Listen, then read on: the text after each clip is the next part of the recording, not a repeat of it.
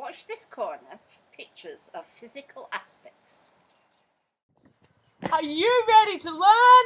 I'm Melissa. And I'm Jackie. And are you ready to travel through time? Yeah!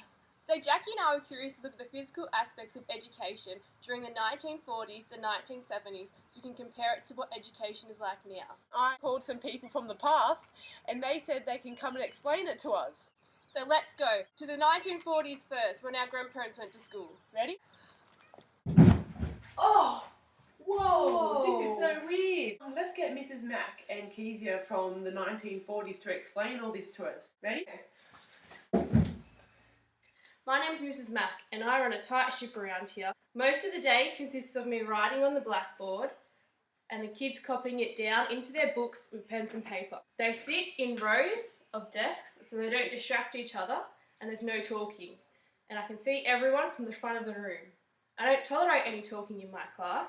If I catch anyone talking, they get the cane to the palm. I'm here to teach them respect and manners. A little corporal punishment never hurt anybody. This girl here, she gets distracted a lot by little Johnny, don't you? Yeah. How many times have you had the cane this week?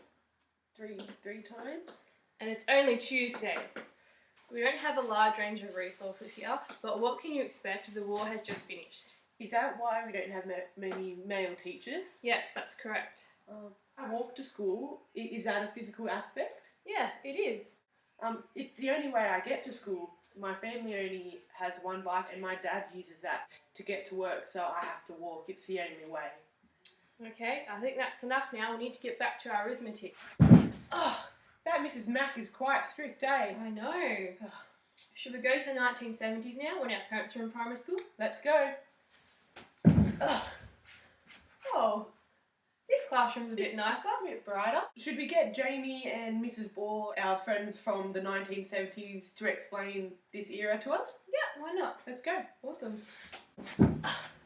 So you want to know about the physical aspects of school in the 1970s. What do you think, Jamie? Technology? Yes, good answer. Well, today in the 1970s we use the blackboard, but we also use overhead projectors.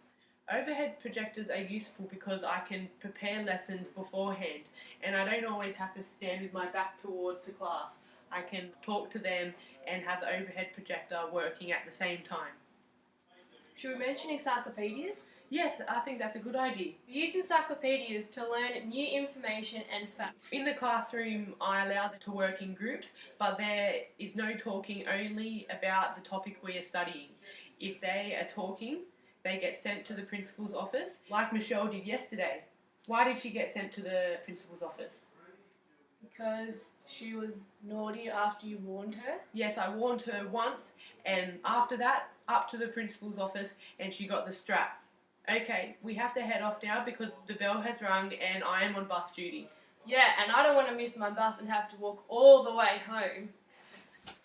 Oh, the 1970s are a lot different to the 1940s, eh? Yeah, that Mrs. Ball wasn't as strict as Mrs. Mack. And what about those desks? Oh yeah, in the 40s they were in rows, but Mrs. Ball said she put them in groups. Yeah, things have changed a lot since the 40s, hasn't it? Let's go back to 2015 and talk about what we've learnt. Let's go.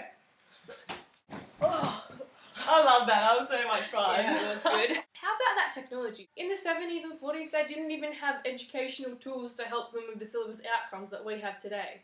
Yeah, in the 70s, they only had encyclopedias and the teacher to get information. Whereas nowadays, we have the internet, and the internet is limitless amounts of information, and there's so many tools to connect and collaborate with other students and teachers. Classrooms are equipped with interactive whiteboards, which can engage the student and make them more motivated to learn. We are so lucky. Look at the punishment. They got sent to the principal's office and got the cane over little things like talking. Sent to the principal's office. If they did that now, the whole school would be in the principal's office. I know, right. my version. At my school, we had 3 strikes and then we will get a lunchtime detention. But definitely no corporal punishment. Because corporal punishment is illegal. You can't even hug students now. How about their uniforms? Did you notice in the 1940s they didn't even have a uniform? I know, how crazy. Well, I hope you learned something from our presentation today and you learned about the physical aspects throughout the decades. Primary education has definitely evolved and transformed for the better. See you around uni. Bye! Bye-bye.